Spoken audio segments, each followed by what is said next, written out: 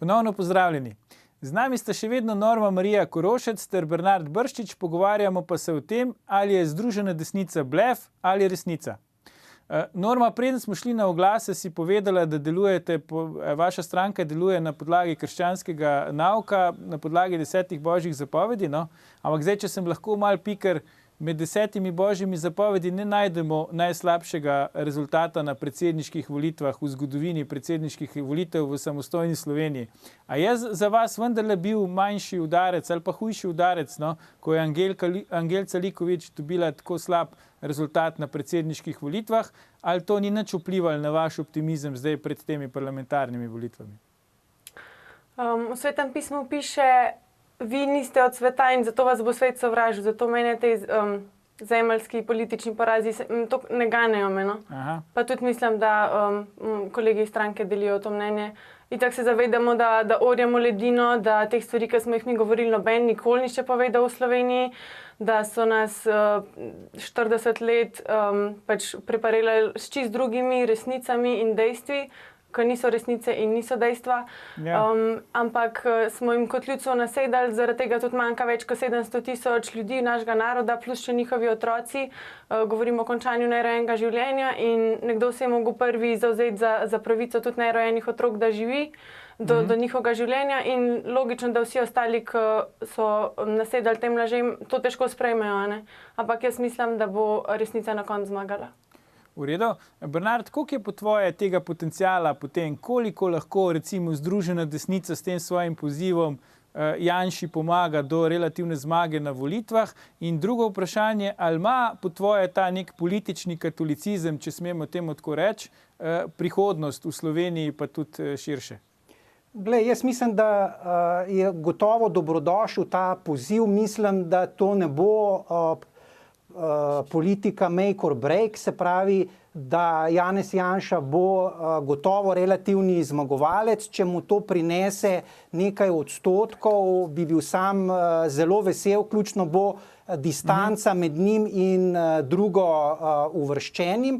Apropo politični katolicizem, sam sem prepričan, da obnavljanje nekih idej iz 20-30 let 20. stoletja, krekovstva, koroščevstva, da to enostavno nima nobene prihodnosti. Sam sem tudi prepričan, da operirati z 10 zapovedi ni pametno, da zadostuje 6 ali 7 zapovedi, medtem ko tistih, ki se nanašajo na onstran dobrega življenja, pa na transcendenco, pa jih ne potrebujejo kristjani tudi uresničevati v vsakdanjem življenju, vendarle je transcendenca pa imanentizacija eshatona sta dve različni stvari. Jaz bi si želel, da bi bilo več poštenosti, manj laži, več veselja do življenja, in jaz moram tu reči, da se mi zdi njihov prispevek, se pravi gospoda Primca, gospe Koroščeve, k naslavljanju glavnih problemov slovenske družbe to, da je praktično v zadnjih 70 letih bilo ubitih 600 000 otrok, in s tem praktično bi nas bilo Slovencev verjetno že blizu 3 milijonov, da to so pravi problemi. Nisem prepričan, da ponujajo prave rešitve, se pravi nek militanten pristop problematiziranja sprava. Jaz moram reči, da se v moralnem smislu z njimi v celoti strinjam. Tudi zame je splav umor. Ne bi šel pa tako daleč, da bi šel v prepoved, se pravi, da če je splav medicinsko indiciran, iz tega ne bi problematiziral, ne bi seveda šel tako daleč kot izrojena levica, ko govori, da je to ne vem kakšen dosežek, pravica do splava, da je to človekova pravica. To ni človekova pravica, to je v bistvu nek politična rešitev, na eni strani medicinskih, na drugi strani socialnih problemov. Tisto, kar je narobe, je, da se jemlje splav kot obliko kontracepcije, ne pa kot obliko skrajnega bom rekel, poseganja v avtonomijo posameznika. Skratka, fino je, da imamo takšno politično grupacijo, ki naslavlja, po mojem, za slovenski narod prava vprašanja, je pa potem stvar javne razprave, koliko so take rešitve, ki so po svoji naravi teološke, v bistvu, oziroma moralne, kako jih v bistvu normirati v pravno sfero, pa v politično sfero. To je ta večna dilema, teren morale pa teren politike. Ne? Norma, kaj praviš ti na to? Jaz nisem, Aleša, nikoli slišala, da bi naredil splav ilegalen, pa tudi ne, da bi bil v kakršnem koli smislu sovražen ali pa nastrojen ali pa obsojajoč do žensk, ki so to naredile. Mislim, da se lahko vsi strinjamo, da so v bistvu te ženske so bile zavedene, ker tudi, če pogledamo, ne vem, številko, koliko 100 tisočev receptov za pomirjevala, za antidepresive, za vse. To so lahko vse tudi posledice končanja nerojenega življenja, zaradi tega, ker gre ženska proti svoji biti in logično, da če je naredila nekaj takega, da jo potem pesti krivda, strah, ima samomorilne misli, ne more si oprostiti, to se pozna na njenih odnosih, tudi to je en pomemben razlog za ločitve, za čedalje višjo stopnjo ločitev tudi v Sloveniji. In tle sploh ni nič teološkega pa krščanskega ali pa nekaj religioznega, fundamentalističnega. To so dejstva. Splav oziroma končanje nerojenega življenja žensko rani tako globoko, da si tudi mi sploh ne moramo predstavljati, in v tem trpljenju ženska v Sloveniji ostane čist sama. Noben ji ne pomaga, noben ne reče, pejt žalovati za svojim otrokom, ali pa ne. Vsi rečejo, ne, to ni nič, to si naredila čisto v redu. Skuhari se raje svojo kariero ali pa s čim bolj koristnim, kakor da imaš otroke, ne, se jih ni treba imeti. Tako prepričujejo ženske, ki ostanejo same s to bolečino, ki v bistvu ubijajo oziroma pustijo, da ubijajo njihovega lastnega otroka, pa se nimajo nobenega za obrniti, razen na Zavod Živim ali pa še kakšne druge katoliške organizacije, kjer je pol spet tako predstavljeno javnosti, kakor da jih mi pa zdaj obsojamo, pa da si pol ne upajo priti k nam. To je pač, na koncu to zvedno pač ostane človek tu sam, ne, v tem primeru ženska, mi trije smo tudi verjetno tu na spolskem terenu, verjamem, da nihče od nas treh tu daji še ni upravil splava. Predlagam, da si zdaj pogledamo eno izjavo, preden nadaljujemo. Kdo od vaju bi odgovoril na vprašanje, ali je demokratična desnica v tem trenutku na pragu zmage? Da.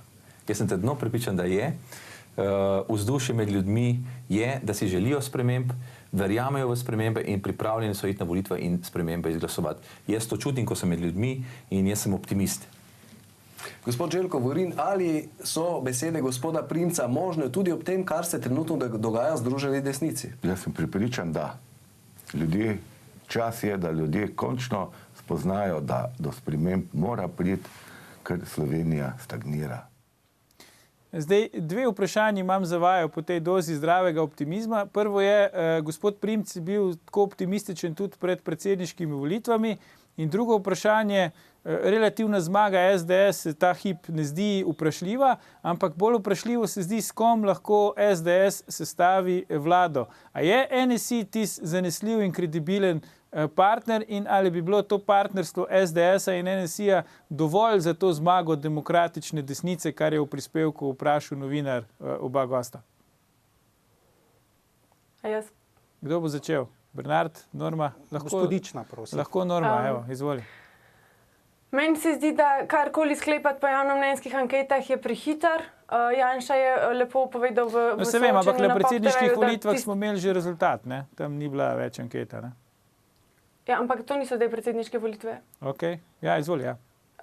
Meni se zdi, da ko pride tisti ponedeljek po volilni nedelji, da je vse drugače in da je, mislim, tako, jaz se ne počutim kompetentno, da bi sklepala in ocenjevala. Ne, se to razumem, ampak ok, pač ja. Recimo, da SDS pa NSI, bom tako vprašal, koalicija ni dovolj, nima dovolj glasov, ne? Kdo je zdaj tisti še partner, ki ga recimo ti pa Bernard, ki ga vidva vidita v tej vladi, če pritrdimo tej tezi, ki je bila tam izpostavljena, da bo demokratična desnica zmagala na teh volitvah? Kdo je še pol tisti, ki bi zraven prišel, ali zmaga demokratične desnice pomeni samo pač večino SDS, NSI, 46 glasov v državnem zboru, ali lahko še koga pripustimo tu zraven? Mogoče požar ali pa ne vem, ne upam, ne vem, kaj naj rečem. Ok, Bernard, kaj ti praviš?